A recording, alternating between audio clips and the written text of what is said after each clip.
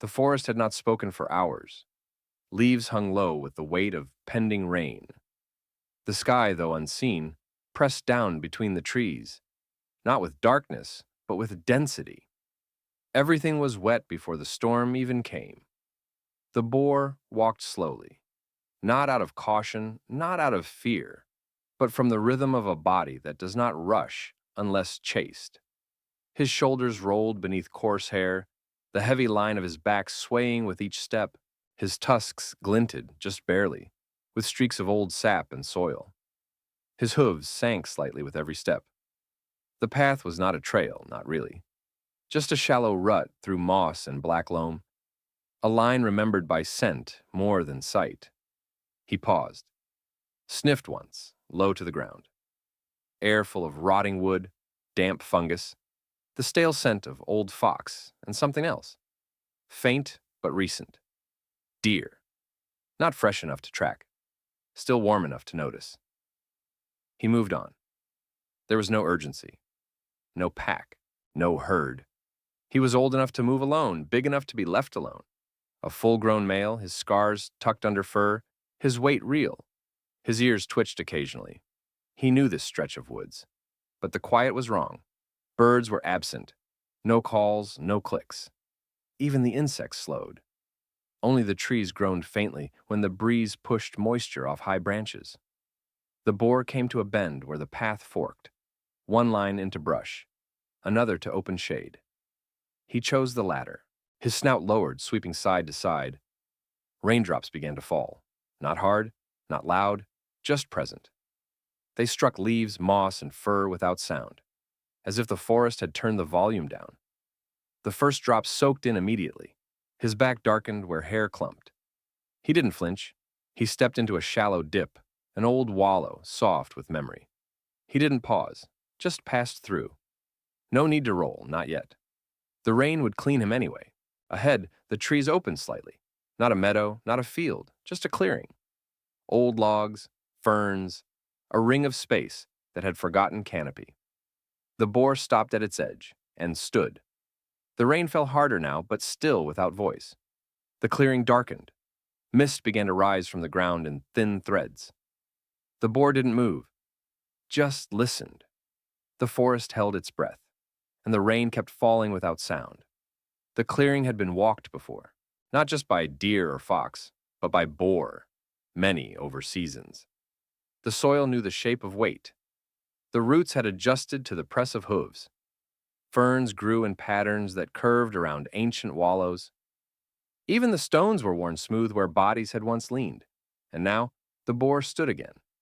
His presence stirred nothing, no rustle, no alarm. The forest didn't react. It recognized him. Even if the individual had changed, the rhythm was the same. A shape that moved slow but certain, a scent that clung to bark for hours, a pressure on the earth that left a memory deeper than just mud. He stepped forward. The ground took him easily, soft but not loose. His hooves pressed into old indentations, some his, some not. It didn't matter. The fit was close. The forest didn't forget what had walked here before. The rain grew heavier, still quiet, still without sound. The water met the ground like breath, not like fall. Moss absorbed it. Rot drank it. And beneath the boar, the soaked roots of birch and beech adjusted, swelling slightly with each drop. He sniffed again. There was no danger, just old trails. The faint ammonia of a badger set long abandoned. The ghost scent of sow and piglets. Weeks old, but somehow lingering in the soaked undergrowth. His ears turned once, then held still. He moved deeper into the clearing, toward a fallen log, half mossed, half stripped. Beneath it, worms shifted. Beetles. The scent of rich decay. He pressed his snout low and exhaled once. Steam curled around his tusks. Then, slowly, he lowered his front legs, then his side, and laid down. The forest accepted it. The earth gave slightly. The roots, invisible beneath layers of mulch, flexed to hold him. Not as enemy, not as guest. As part of the pattern. Rain collected on his back. It rolled in rivulets. Droplets gathered at the ends of coarse hairs, then dropped soundlessly to the soil. The boar's breathing slowed. His eyes remained open, watching but not urgent. Here, the world was small, a ring of wet air, a floor of memory, and underneath it all, the roots remembered every hoof that had passed before him. The rain blurred everything, not by vision, the boar could still see, but by scent. And for a creature whose understanding of the world came mostly through the nose, this was like losing language. He stood again, slow and deliberate. Water poured off his side in dark streams. The clearing shimmered in every direction, droplets hanging from ferns, dripping from leaves, bouncing off moss with no sound. He lifted his snout, sniffed. Nothing. The air was wet, dense, motionless. Scent had no edges. Everything smelled like everything. Earth, water, rot, bark, whetstone. No threads, no trails. Just a blanket of sameness. The boar shifted his stance. This wasn't right. He tried again, lowering his snout to the ground, near roots and overturned leaves. There was scent there, yes. Faint. Muddled. But it didn't travel. It sat. It refused to tell a story. Normally he could follow the difference between fresh and old, predator and prey, self and other. Now, the rain had wiped the forest's ledger clean. He turned, ears flicking back, not panic, but calculation. The world had gone soft at the edges, and that meant risk. He knew predators moved in rain. They liked the cover. The noise, or lack of it, helped them close distance. A lynx. A wolf. Even man. The boar didn't fear easily, but neither was he arrogant. Alone, he had to rely on information, and that meant scent. Right now, he had none. He stepped toward the tree line at the far side of the clearing. His movements were tighter now, legs more bent, hooves placed softer. Each step was a probe. His nose stayed low, his breathing shallow. He paused beside a rotted stump, sniffed the air again. Still nothing. But that nothing had weight. It felt like something was watching. Not a presence, but a pressure. The kind that lives just at the edge of instinct. His bristles raised slightly along the spine. He didn't run. Running made noise. Running confirmed position. He waited. Rain pattered against his face now, cold and slick. His eyes scanned the undergrowth. No motion, no flash of fur, no shift of shadow. Still, he stepped back once, then once more. His body turned without full retreat. He wouldn't offer his back to the unknown. The forest, washed clean of story, gave him nothing in return. And so, he vanished, step by heavy step, into the green veil of trees again. As the silence continued to eat the scent, the undergrowth thickened quickly. What was once open became layered, dripping vines, low branches, and ferns tall enough to hide a fox, even a small deer. The rain wove between it all, tracing everything in wet outlines, revealing more than it concealed. The boar moved slowly. Each step forward met resistance, not just from plants, but from uncertainty. The forest in rain was a different animal. It breathed deeper. It held secrets closer. Every leaf was slick, every path slippery. But the worst part wasn't what he saw. It was what he almost saw. Something was ahead. Not moving. Not clear. But wrong. He stopped beside a hollow log and scanned the clearing in front of him. Dense, overgrown. Puddles forming in the hollows. A cluster of ferns trembled slightly, but the wind hadn't reached them. He narrowed his eyes. There was a shape, not sharp, not obvious, but present. Low to the ground, curved like a back, but not a rock. Still like a fallen branch, but not bark. It did not move, and yet it felt like it would. He didn't snort, didn't grunt. Even his breath came shallow now. He waited. A long time. The rain softened the world further. Drips collected on fern tips and fell in regular drops. One struck his snout. He didn't blink. The shape stayed still, but the longer he looked, the more it solidified. Not in detail, but in presence.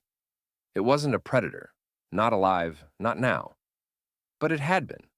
A carcass maybe, weeks old, hidden by time, uncovered by rain.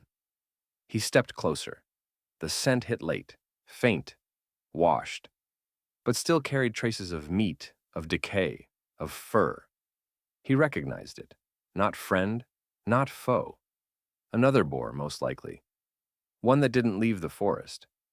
Perhaps it had died here quietly, or been brought down, or simply laid down and never got up. The ferns had grown around it, curled to hide it. Now the rain had bent them low, exposing the outline of its final posture. The boar exhaled once, long and slow. Not fear, recognition. This was the truth of the woods. Everything has a shape, and every shape returns to the ground. He didn't investigate further. Death here was no longer dangerous, just real. He turned back toward the slope. The rain had picked up again, tracing his spine with new streams. His ears flicked once. The forest still said nothing. But now he understood. Not all things that hide under the ferns wait to move. Some wait to be remembered. And the clearing behind him closed in again, as if the shape had never been there at all. The sky had promised more. All day the pressure had built. Slow, steady, invisible. The rain fell like a warning, gentle but constant. The air thickened with static, and the forest grew heavier with each passing hour. But the one thing missing was the thing everyone expected. Thunder. It should have come by now.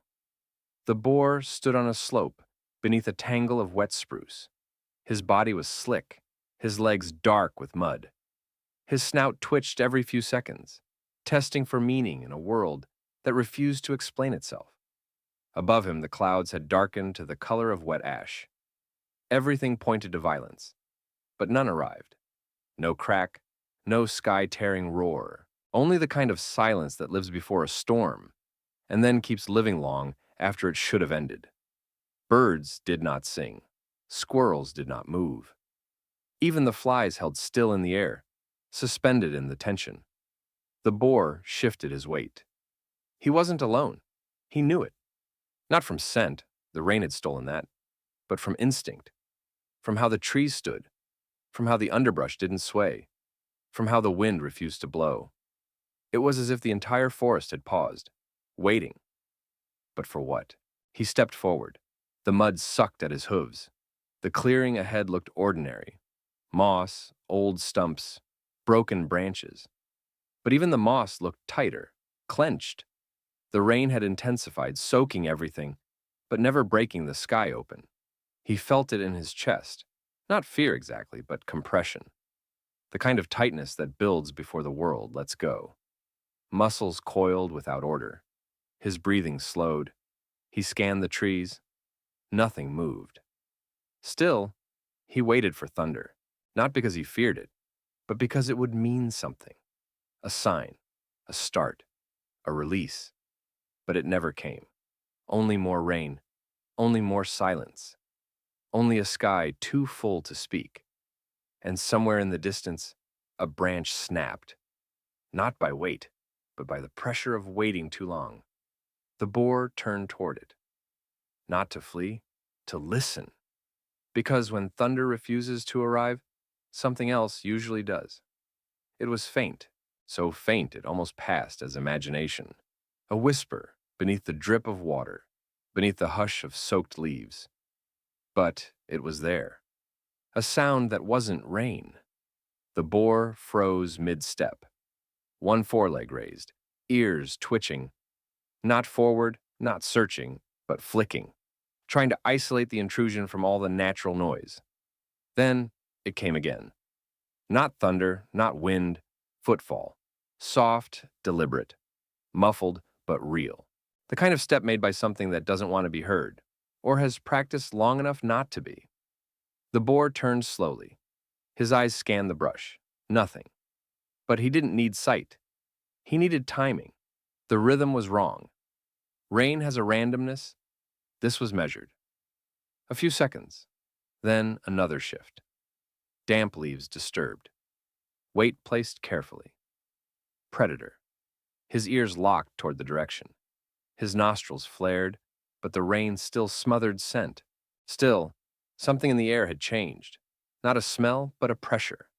something warm beneath the cold. He grunted once, low, controlled, not in warning, but in confirmation. He was being followed, not close yet, not within pounds, but inside the radius of intent. His muscles tensed, shoulders rounded. He shifted into a different walk, slower but heavier. Not retreat, not panic, just readiness. The forest gave no clues. The mist clung to branches, turning the space between trees into ghost corridors. The rain soaked everything, masking even the light. But he heard it again. A branch creaked. Closer this time. Not the forest creaking in weather, but something alive, heavy, shifting weight on bark. And then it stopped. Everything went still. Even the rain seemed to hesitate for a moment, as if watching. The boar turned slightly sideways. Not to expose, but to angle. His tusks more visible, his body more unpredictable. It wasn't a threat, it was a statement. I know you are there. I am not weak. I will not run. Choose carefully. Silence held. The forest measured both lives, one in shadow, one in rain. And then, without warning, nothing happened. The sound didn't come again. No charge, no retreat. Just the continuation of dripping water and the slow breath of a boar who had listened hard enough to hear something the forest tried to hide. He waited a little longer, then turned again, deeper into the woods, steps heavier than before. But now he knew. There are sounds the rain cannot cover, and there are eyes that learn to follow silently. The rain had stopped. Not all at once. It faded like breath, drawing back into the sky. The drops slowed, softened, then ceased entirely. Only the trees continued to drip, each branch letting go of its burden in quiet ticks and taps. The boar emerged into the clearing again. The same space, but not the same. Mist clung lower now. Puddles reflected broken sky. Ferns drooped heavy with moisture, their tips torn by gravity. The clearing, once veiled in rain, now sat exposed, wet, silent, waiting. He walked slower now, not tired, not wounded, but different. The sound that wasn't rain, the thing that had followed him, had long since vanished. Either it had turned back, or it had blended so perfectly with the land that even instinct lost track. But the boar carried it with him, not as fear, as memory. He stopped near the same old log, sniffed once. Still no clear scent. The rain had washed the ledger again, but the air was warmer, just slightly, softer. No wind, no tension. The forest was waiting. But for what? He stood in the center of the clearing, the place where, hours before, the first soundless rain had fallen, where the silence had swallowed scent, where the shape under the ferns had reminded him of what waits in stillness. And now? It was as if nothing had happened. The trees held still. The moss gleamed. Not a bird spoke, not a branch moved. Yet everything had changed, because the boar remembered. And so did the ground. Not in detail, not in story, but in weight, in shape, in pressure. He lowered his head slightly, not in submission, in acknowledgement. This place had accepted him, had let him pass through sound, silence, threat, and water. It had offered no explanation and demanded none in return. And now it would keep waiting, long after he moved on, long after scent returned, long after leaves dried. The clearing would wait for another presence, another storm, another shape to fill the space. It would always wait, quiet, wet, still.